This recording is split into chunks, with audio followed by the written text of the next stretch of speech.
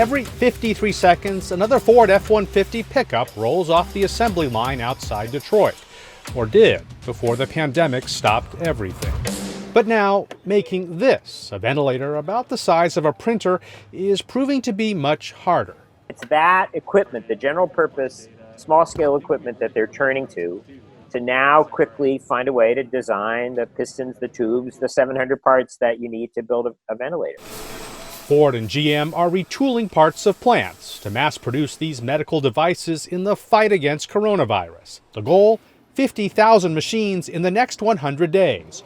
GM says it's starting its first shipments, but many may not arrive until this summer, when the peak of the pandemic may be past.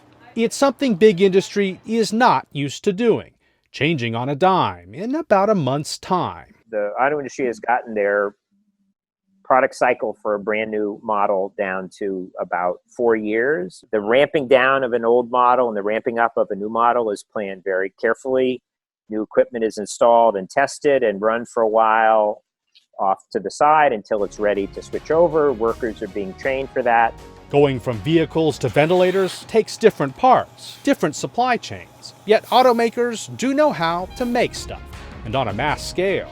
So, face masks and gowns, sewn from the same material used for airbags. The most important thing to remember about these big automakers is that they are orchestrators of incredibly complex global supply chains for thousands of parts, ranging from very, very simple parts to very, very complex parts. The United States has been here before. In World War I, the situation was grim, so bad the government took over the railroads to help speed along the war effort. But that was it. World War I was later seen as an object lesson in how not to do it, because we got into World War I, the United States did in 1917, and barely produced a single weapon for itself. It had to use British and French artillery. Our pilots flew in French aircraft.